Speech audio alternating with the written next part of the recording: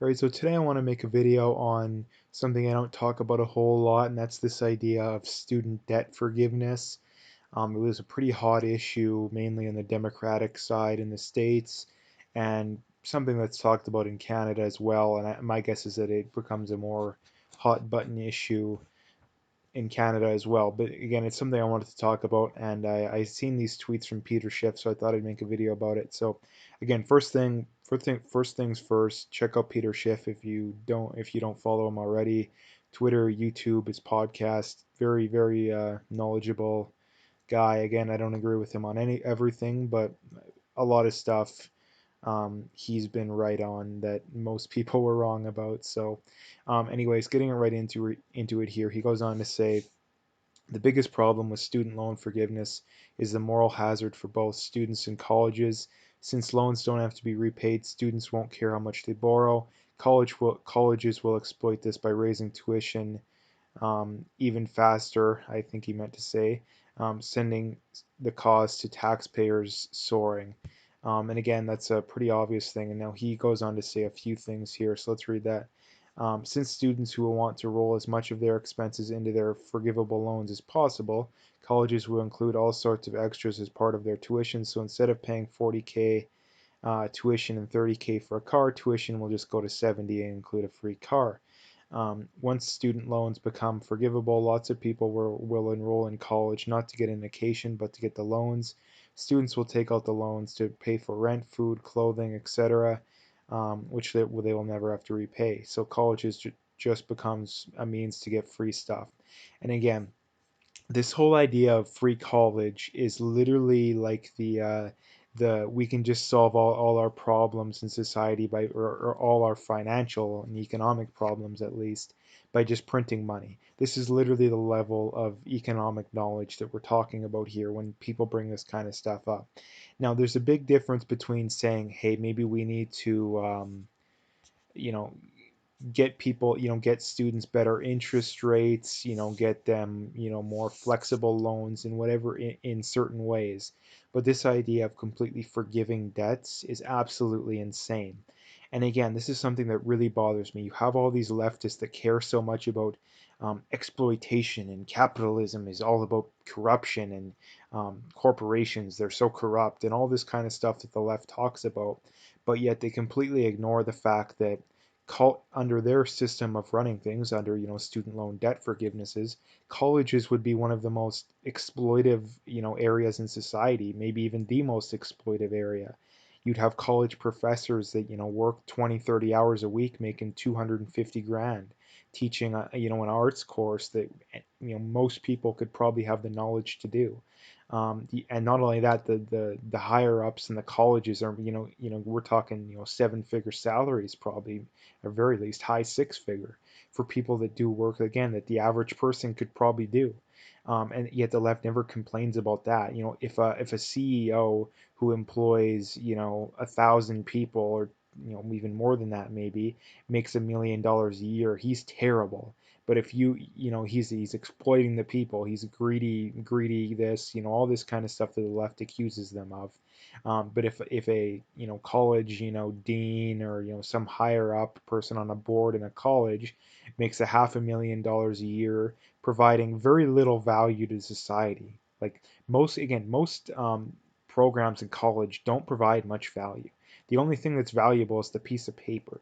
Um, and like I said, that's a prediction that I'll make for the future, that there will be a point to where um, most people will, it'll be viewed more as a negative that you went to college, at least for most things. Like doctor, lawyer, engineer will, I think, be the few exceptions to the rule.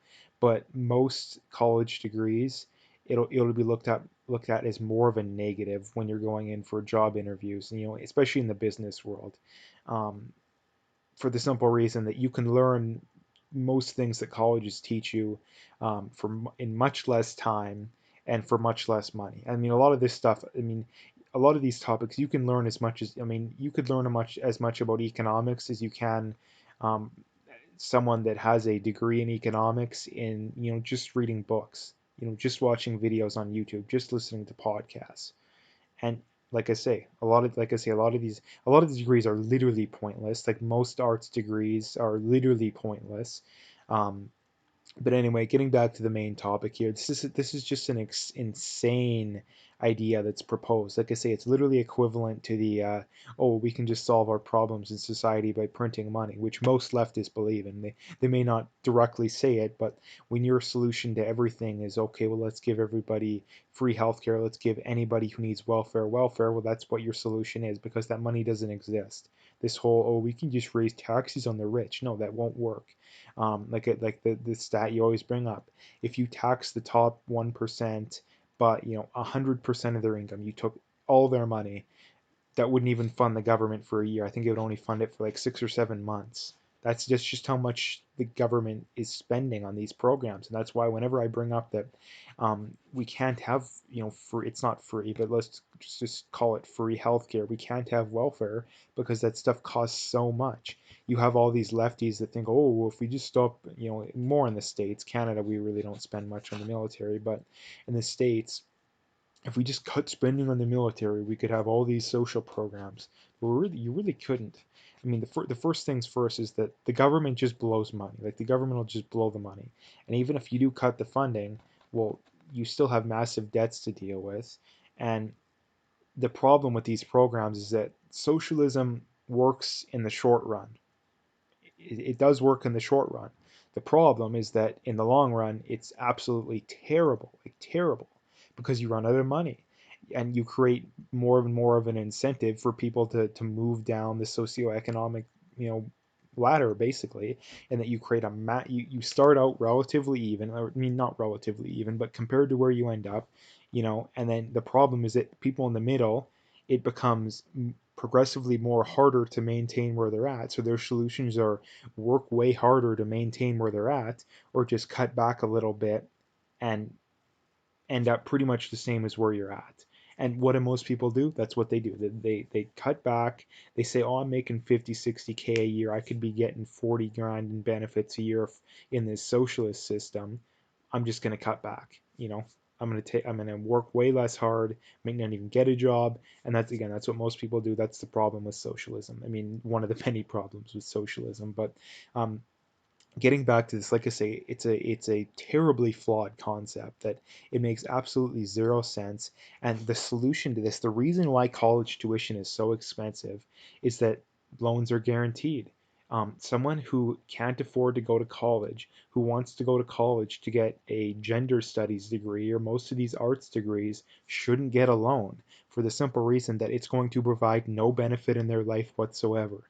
They are better off to get a minimum wage job to increase their job skills to save some of that money, um, and go from there.